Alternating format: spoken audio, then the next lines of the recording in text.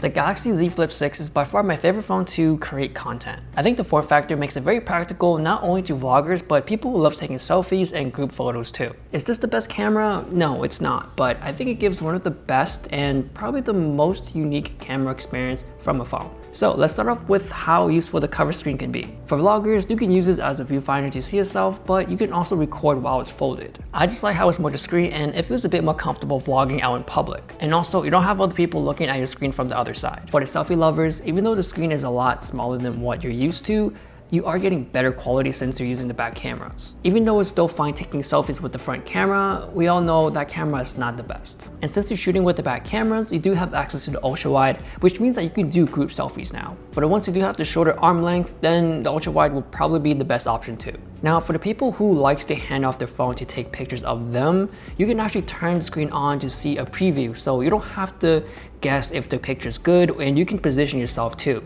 Now, when you first get this device, I would recommend to change some of the settings, especially the aspect ratio. So for photos, it would be 3:4, which is what we usually tend to shoot anyways, and then for video, obviously 16:9. There is a 9:16 option, or it will show whatever opposite aspect ratio you're shooting at, but the highest resolution on that option is 1080. There will be some times when you would use that option because when you do set the phone down, it is automatically set to 9:16. But if you are shooting long form vlogs, then you gotta do the 16:9. So that's when you tend to usually switch to that resolution. With the camera upgrades this year, I thought that specific ratio would have been 4K, but hopefully it will be 4K in the next version. Another option I turn on right away is tap the screen to shoot. Because I do have smaller hands, I do have a hard time reaching the other side of the screen just to press the shutter button or record button. So it's just way more comfortable tapping anywhere on the screen to start recording. Now moving on to the second best thing about this is the form factor. Since I can place this phone down in flex mode, I don't really need to bring a tripod. And sure, you may not get the best angle since it may be too low, but I think that it's still better to get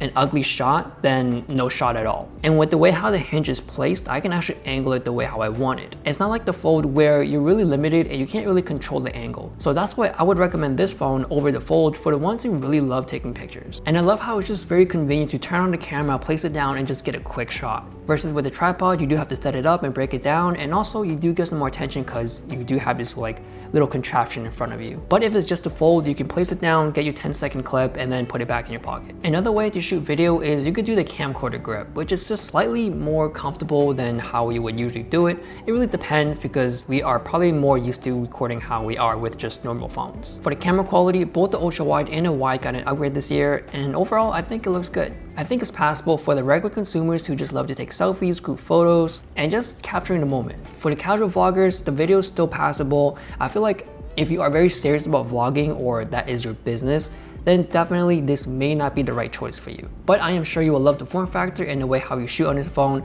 versus a regular phone. For the ones who need a telephoto lens, then this phone does not have it, so you would probably look somewhere else.